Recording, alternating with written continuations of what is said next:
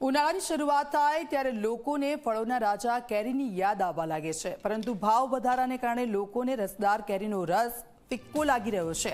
દર વર્ષ કરતાં આ વર્ષે કેરીના ભાવમાં 300 થી 500 રૂપિયાનો વધારો જોવા મળી રહ્યો છે।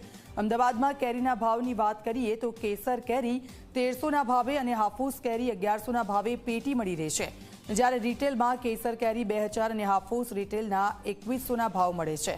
આ વર્ષે ઠંડી વધુ પડી હોવાથી કેરીનો પાક ઓછો ઉતર્યો છે, તો બીજી તરફ કમોસમી વરસાદે કેરીનો સોથ વાળ્યો છે, એટલે કે હાલ જેટલો જોઈએ એટલો કેરીની આવક ન થવાને કારણે ભાવમાં વધારો થયો છે।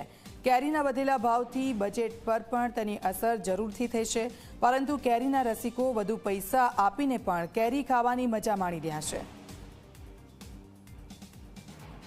આપે કેરીના બજારમાં થોડો ભાવ વધારે છે અને જે ટાઈપનું આપણે કેરી જોઈએ એમાં પણ થોડુંક પ્લસ માઇનસ છે। સીઝન હવે કેસર કેરીની ચાલુ થઈ જાય એટલે કેરી તો બહુ ફેવરેટ છે। હા તો બી ખાવાની તો ખરી।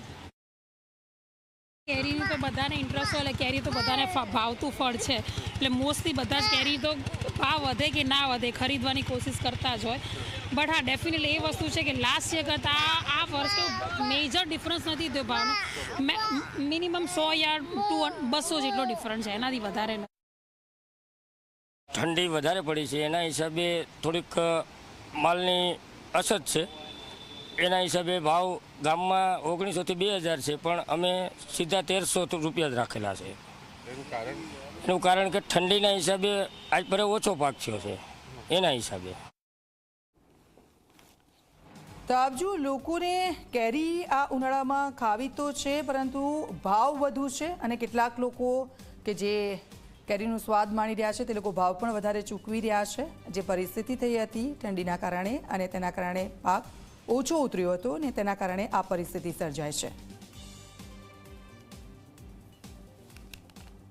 તો ફળોનો રાજા ગણાતી કેરીની ધૂમ, ભાવ વધુ હોવાથી રસદાર કેરી પણ લોકોને હવે ફિક્કી પડી રહી છે।